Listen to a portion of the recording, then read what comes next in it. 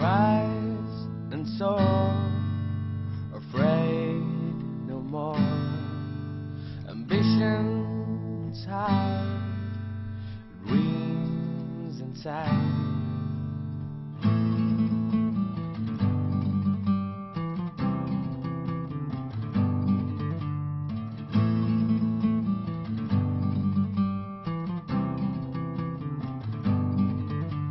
Tonight we fly in strength and might, combined, unite, together a tribe. We'll show them how to live through glory and distress. And in this quest tonight, we'll lead a fearless fight.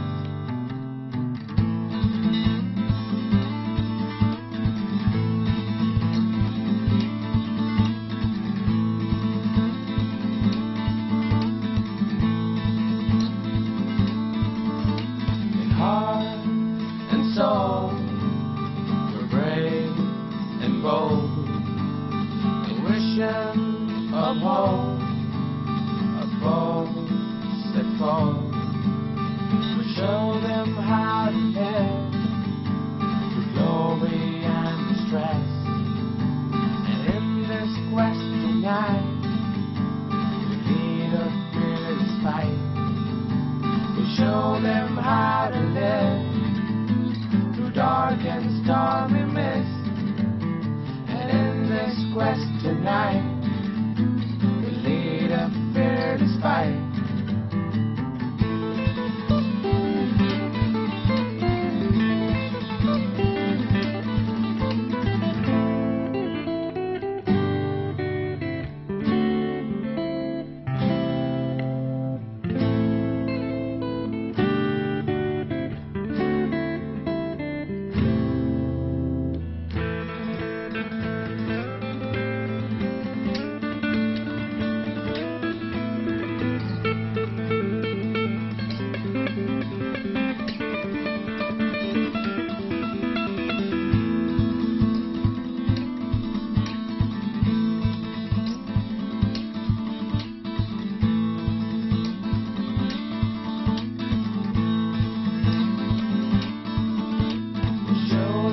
How to live through glory and distress. And in this quest tonight, we lead a fearless fight. We'll show them how to live through dark and stormy mist. And in this quest tonight, we lead a fearless fight.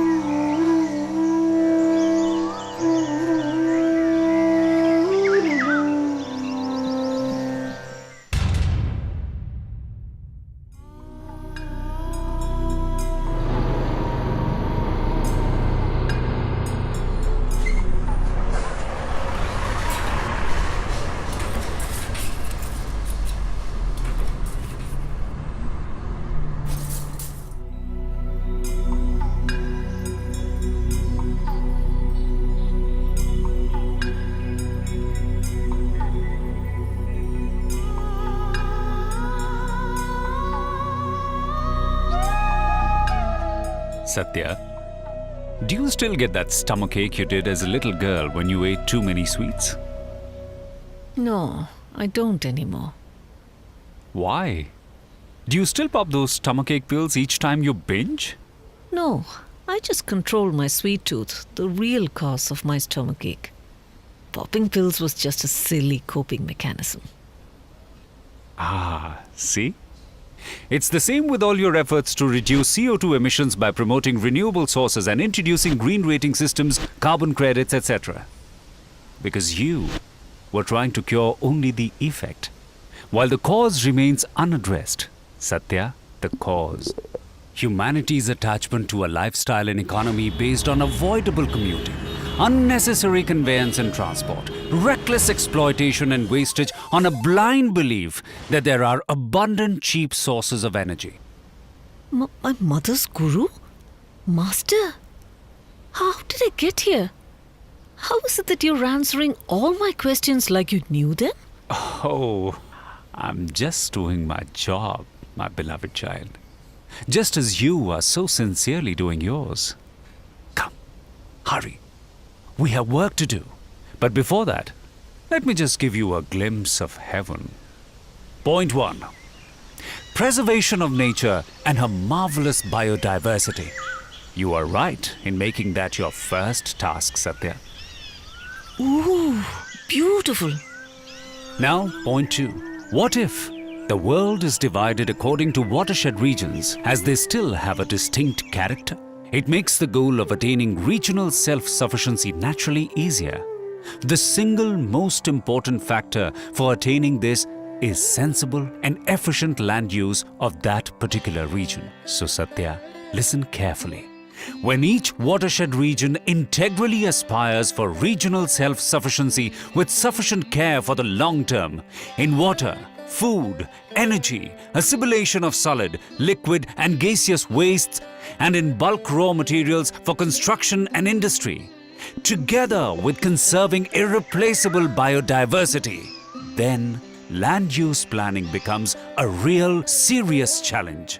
When humanity succeeds in this, together with conserving scarce resources, this will drastically reduce overall energy consumption world over. You said it, Master. That gets us to point 3. Hey, isn't that my mother's village? Yes, it is. Look at the traditional land use patterns and sustenance practices. See how lightly these settlements sit upon Mother Earth in terms of their scale, materials used, etc. There is a lot in tradition that can be of serious use to us as humanity formulates new solutions for a wholesome sustenance on Earth. See, what happens when humanity forgets old lessons? Whoa. Oh. Satya, let me reveal to you why your role now is very significant. Massive low interest rate foreign funds will flow into third world countries like India in the next 20 to 25 years. This can be both an opportunity or a complete destroyer, depending on how your leaders plan its utilization. Huge rural to urban, peri-urban migration is expected in these countries during this period, resulting in complete redesign of settlement patterns. Not to worry, Satya. Let's rearrange a few things. In the still pristine rural regions, food and natural resource base from agriculture fields, plantations, etc. are to be conserved. Here, scientific principles of organic, ecology-sensitive farming will replace energy and artificial resource-intense methods. Sensitive, efficient land use planning here would mean defining relevant regional modules for self-sufficiency in water, energy, raw material resources, food and assimilation of wastes. Comprehensive zoning and FSI-FAR regulations with very light building footprints, predominantly G+1 buildings. Consequently, well-designed villages, agricultural communities, and self-sufficient rural institutional campuses. All buildings here can aspire to make optimum use of locally available bulk materials and renewable sources of energy, are bioclimatically designed, and can attempt a fusion of vernacular and contemporary crafted ambience. Total water management and decentralized waste management become very important. Even well-designed renewable buildings making use of material like bamboo, mud, thatch, local grass, etc. become relevant in certain contexts. Such well-designed, self-sufficient rural communities with efficient connectivity to nearby towns could in fact become incentives to minimize migration and even encourage reverse migration. In peri-urban regions, which are often most affected by migration as well as impact of growth, to reduce sprawl and commuting, conveyance and transport, newly designed market towns, industrial towns, etc. can have fully pedestrianized, mixed-use, walkable cores of 50 to 75 acres with low-rise, high-density settlements. In case of townships needing to accommodate still higher population, this central core can have high rise and high density too. But care is to be given that the infrastructure self-sufficiency for this high-density population is taken as a part and parcel of the budget for this township and in the immediate vicinity itself. And also that the extra energy and material consumption for high-rise buildings is justified when compared to the road and infrastructure needed, commuting and land use optimized, while choosing not to spread out buildings. But what about existing sprawls? High-rise, high-density, mixed-use, pedestrianized core of up to 75 acres, accommodating a population of 15,000 to 25,000 people can be used as a tool to densify all our degenerating and energy-guzzling cities and suburbs. Builders can be allowed to develop such cores in chosen location by local bodies. In return for improving water supply, sanitation, mass transit commuting corridors, weaker section housing, etc. for an urban region. A network of such pedestrianized cores connected by mass transit systems can still salvage land use of our presently out-of-control urban sprawls. High-rise buildings and high FSI areas should be allowed only under such conditions and for such purposes. Master, your solution boils down to integrated land use planning.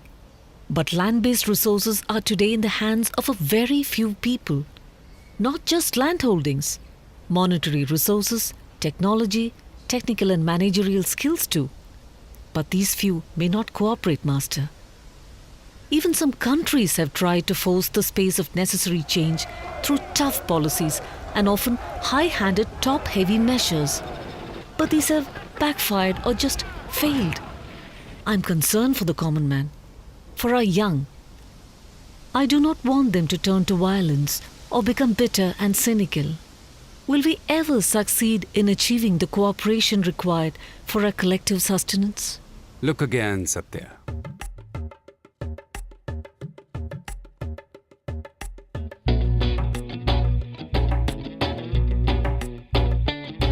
Hey friend, don't you falter.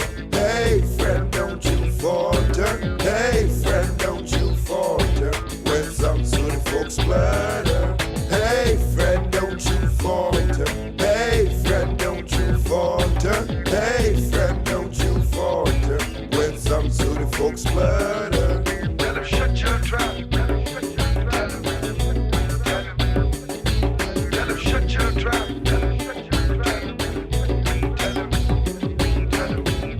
When all they're trying to tell them is, hey, how to cut the crap. When all they're trying to tell them is, hey, how to cut the crap. All those walls that stand between all beings and their dreams are simply living out their life on earth with a little bit of peace and positivity.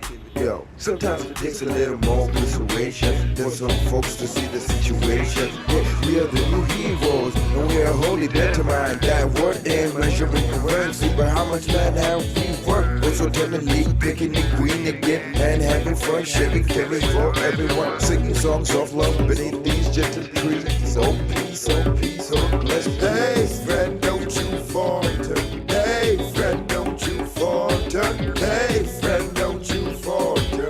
When some sort of folks splatter.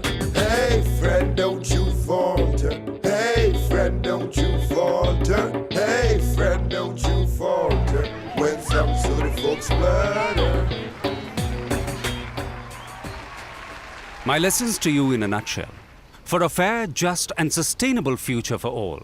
1. Work out a strategy that encourages progressive social enterprise. 2. Do this together with sensitive, patient, completely digitized, participatory, democratic land use planning. 3. Ensure both are happening simultaneously at micro level and at regional level. And 4, of course, I know that you will see to its sensitive implementation. With natural instinct for nurturing and care, perhaps your women colleagues are better equipped to help become this change. And through them and you, the next generation will live this change. Go Satya. Victory is yours.